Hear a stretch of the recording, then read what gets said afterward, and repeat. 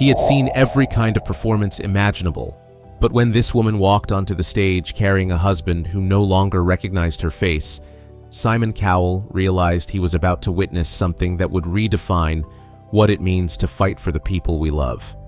The America's Got Talent Theater buzzed with familiar energy as Simon sat at the judges' table, scanning the stage for the next act. The evening had proceeded through typical performers, singers, dancers, comedians, each hoping to transform private passion into public recognition. Her name was Sarah Williams, 39 years old, walking slowly toward center stage with careful movements that spoke of carrying something infinitely precious and fragile. In her left hand, she held a well-worn notebook filled with 20 years of songs. In her right hand, a simple acoustic guitar that had been her husband's wedding gift 15 years earlier. But Sarah was not walking alone. Beside her moved David Williams, 42, with the uncertain gait of someone navigating an unfamiliar world. His kind eyes searched for something just beyond reach, wearing the expression of someone who found himself somewhere important, but couldn't identify why. His wedding ring caught the stage lights as his hand brushed unconsciously against Sarah's arm, seeking comfort from this woman, whose presence felt safe even when he couldn't remember why. David was in the moderate stages of early-onset Alzheimer's disease, diagnosed 3 years ago. The man who had written love letters weekly for 15 years, who could recite poetry and play guitar melodies that made Sarah cry, now struggled to remember her name from day to day. Their love story had begun 20 years earlier in a coffee shop near the University of Oregon. Sarah had been studying music therapy, playing Joni Mitchell's River, when David approached her table. "That's River, but you're playing it like you're having a conversation with the melody instead of just performing it," he had said. Sarah had looked up, pleased that someone recognized what she was attempting. "That's exactly what I was trying to do. I'm learning that music's healing properties come from authentic emotional engagement, not perfect performance." That observation led to a 3-hour conversation about how art could communicate emotions that ordinary language couldn't capture. David was pursuing his doctorate in literature, studying how rhythm and repetition in poetry created emotional effects that transcended literal meaning.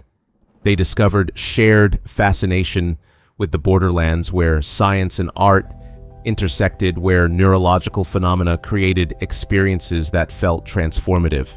Their relationship developed around this understanding that creativity could unlock doors in human experience that logic alone couldn't open. David wrote poems that Sarah set to music. Sarah composed melodies that inspired David's writing. Together, they created a private language of artistic expression, documenting their love story through verses and chord progressions that existed nowhere else. Their wedding song, "Echoes of Us," captured something essential about their connection. We are echoes of each other, reflecting back and forth, creating music that gets more beautiful each time it returns. For 10 years, their marriage was continuous composition. David's poetry inspiring Sarah's melodies, Sarah's musical discoveries leading David to new literary forms. They filled their home with instruments, books, half-finished songs. David published poetry collections while Sarah built a successful music therapy practice. Sarah's professional work gave her understanding of how music could access brain functions that other therapies couldn't reach. She had seen patients who couldn't remember children's names suddenly sing every word of 50-year-old songs. She watched people with severe aphasia regain speech by first singing their thoughts to familiar melodies. But professional experience hadn't prepared her for the morning David woke up asking, "Sarah, why are there so many guitars in our house? Are we running some kind of music shop?" The Alzheimer's diagnosis was devastating but not surprising given David's family history. Early-onset Alzheimer's had claimed his father at 42, his grandfather younger. Despite hopes that intellectual engagement and creative practices would provide protection, the disease advanced ruthlessly. The cruelest aspect was its inconsistency. Some days David seemed almost normal, calling Sarah by name, referencing recent conversations, playing their compositions together. Other days he looked at her with polite confusion, unable to understand why this woman was in his house. But throughout progression, one element remained stable: David's response to music. Even on worse days when he couldn't remember Sarah's name or recognize their home, he reacted to familiar melodies with obvious pleasure and emotional connection. Sarah began experimenting with using music to help David access lost memories. The breakthrough came 6 months earlier when she was playing Echoes of Us while David struggled to remember why wedding photographs looked familiar. As melody reached the chorus, David suddenly began singing along, not just remembering words, but singing harmony he'd written for Sarah's voice. For 3 minutes and 47 seconds, David was completely present, looking at Sarah with recognition and love that transcended disease barriers. When the song ended, confusion returned, but those precious minutes proved their connection persisted. This inspired Sarah's musical archaeology, systematic use of specific melodies to excavate memories conventional prompts couldn't access. She documented which songs unlocked which memories, learning to use their musical history as keys to doors in David's mind. Dr. Jennifer Martinez, David's neurologist, was fascinated by Sarah's project. You're demonstrating that love itself can be medical intervention, that intimate knowledge of someone's emotional history can unlock neurological pathways functional despite cognitive deterioration. Dr. Martinez suggested Sarah share her work publicly to help other families maintain connections despite dementia progression. The idea of performing on America's Got Talent initially seemed impossible, too intimate, too personal for entertainment context. But as David's condition deteriorated and recognition moments became rarer, Sarah understood their story might offer hope to other families facing similar challenges. The decision crystallized during a terrible week when David couldn't recognize Sarah at all. But on the 4th day, while she played Echoes of Us during breakfast, David walked into the kitchen saying clearly, "That's our song, isn't it? You always play it when you're missing me, even when I'm right here." That night, Sarah decided to audition for AGT, not for career or competition, but to demonstrate love's persistence against insurmountable obstacles. Standing now on stage, Sarah looked at David, confused about their surroundings, but trusting her presence. "Hello," Simon said gently. "What are your names, and what brings you to our stage tonight?"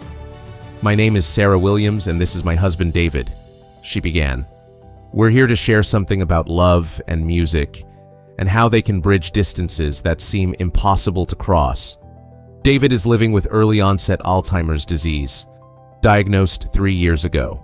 But we've discovered something remarkable about how music can access memories and emotions that seem lost to other communication forms." Simon felt understanding shift. This wouldn't be traditional entertainment. "For 20 years we've written songs together," Sarah explained. "As Alzheimer's progressed, conventional conversation became difficult, but music still reaches him. Our songs still unlock memories, allow us to find each other across the distance disease creates." David listened with confusion, but as Sarah mentioned music, his expression changed. "You write songs," David said suddenly, looking at Sarah with curiosity and possible recognition. "Your voice, it's familiar. Do I know your songs?" Sarah's eyes filled with tears. "Yes, David. You know my songs. We wrote them together. Would you like to hear some?" David nodded, drawn to something in Sarah's voice that bypassed confusion to access deeper emotional memory. Sarah positioned 2 chairs and tuned her guitar. "I'll start with our first song together," she began playing gentle melody and singing. Coffee shop conversations that lasted all night long, sharing dreams and poetry, finding where we belong. David's reaction was immediate. Confusion cleared as familiar melody activated memory pathways. He began humming along. "We are learning to make music together, blending voices like we'll sing forever." The audience witnessed something unprecedented, musical memory unlocking in real time. "I remember that song," David said quietly. "We wrote it together, didn't we?" "Yes," Sarah replied emotionally. "We wrote it together, David." They performed 2 more songs, each bringing David more fully back.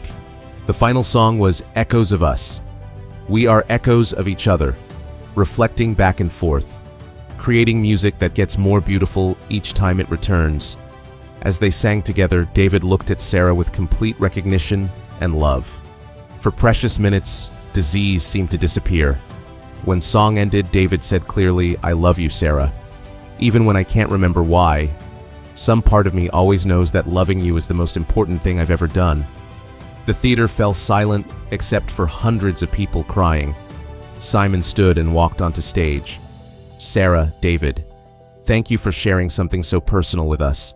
In 15 years of judging, I've never seen anything more powerful. You've shown that love doesn't end when memory fails. You've proven some connections exist deeper than conscious thought." As golden buzzer activated and confetti fell, Simon said, "Your love letter will never exist exactly this way again, but everyone who witnessed it will carry the memory. That's not temporary. That's eternal." 6 months later, Sarah established the Musical Memory Foundation, teaching families to use shared musical history, maintaining dementia connections. Research showed musical interventions provided temporary but significant cognitive and emotional improvements. Years later, when David's condition advanced to final stages, Sarah continued musical sessions, playing their songs and observing responses even when verbal communication was impossible.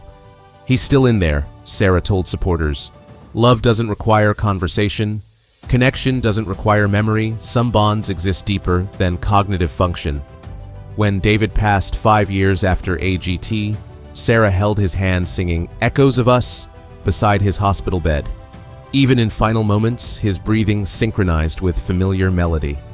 The Musical Memory Foundation continued serving thousands of families, proving love could take unimaginable forms, relationships could persist across neurological barriers, and music provided keys to heart doors remaining accessible when minds were damaged.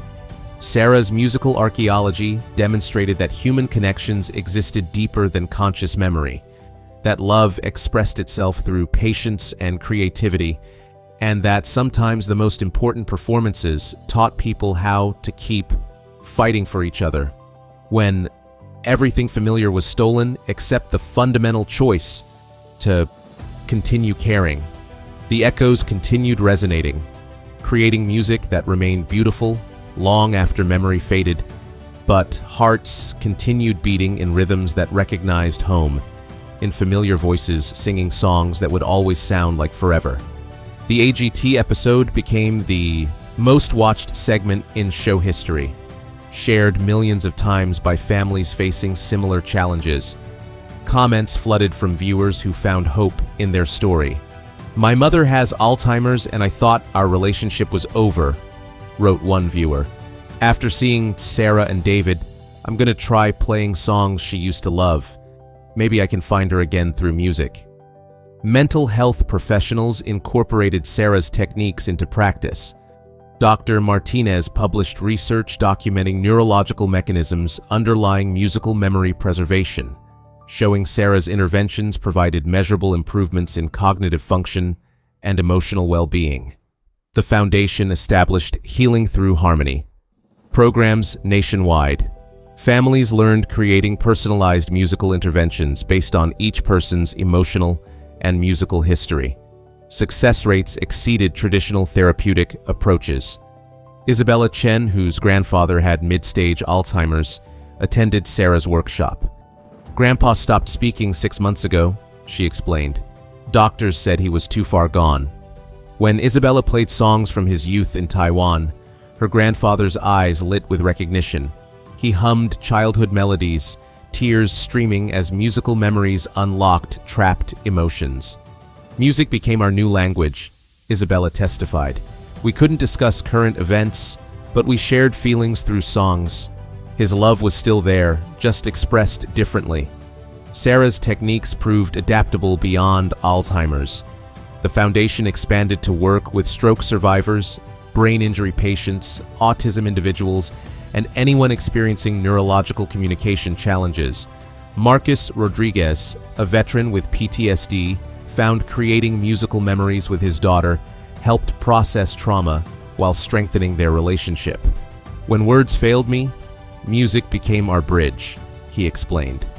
3 years after AGT, Sarah spoke at the World Health Organization conference on innovative dementia treatments. She showed videos documenting David's continued musical responses, despite advancing condition. David can no longer speak sentences, but when I play our wedding song, something in his eyes changes, Sarah told the international audience. Love finds ways to express itself that transcend cognitive function. The foundation created a global database of therapeutic music interventions. Families submitted successful techniques, allowing others to benefit from collective wisdom about musical healing. Dr. Elena Vasquez, studying musical therapy, collaborated with Sarah on groundbreaking research. Sarah's documentation reveals musical memory operates through different neural pathways than verbal memory, she explained. Their research led to musical memory mapping, brain imaging identifying which musical experiences remained accessible to dementia individuals. This allowed families to focus therapeutic efforts on songs most likely generating positive responses. 5 years after AGT, David's condition required specialized care. Sarah moved him to memory care, but continued daily musical sessions adapted to changing needs. Even in advanced stages, David responded to familiar melodies. His breathing calmed when Sarah sang their songs. Sometimes his lips moved silently, muscle memory attempting to form words, cognitive function could no longer access. Sarah documented these responses, contributing to research showing musical connection persisted even in end-stage dementia. Her observations helped develop comfort care protocols, prioritizing emotional connection over cognitive restoration. When David passed peacefully, Sarah was singing "Echoes of Us" beside his bed. Nurses reported his final breaths synchronized perfectly with the song's rhythm, suggesting musical memory remained active until last moments. At David's memorial, hundreds of foundation families joined Sarah in chorus of their wedding song. The harmony created by voices united in shared understanding became testament to their AGT performance impact. The Musical Memory Foundation continued expanding globally, serving families on 6 continents. Sarah's techniques were translated into dozens of languages, adapted to cultural musical traditions worldwide. Years later, Sarah remarried a widower whose wife had died from early-onset dementia. Their relationship began when he attended a foundation workshop seeking ways to honor his late wife's memory through music. Sarah continued performing their songs publicly, now carrying dual meaning, honoring David's memory while celebrating ongoing life. The foundation's motto became David's final words. Even when I can't remember why, some part of me always knows that loving you is the most important thing I've ever done. The echoes of love that Sarah and David created continued resonating through countless families who learned relationships could survive cognitive decline, that music could unlock doors medicine couldn't reach, and that the most important performances taught people how to keep fighting for each other when everything familiar had been stolen except the fundamental choice to continue caring.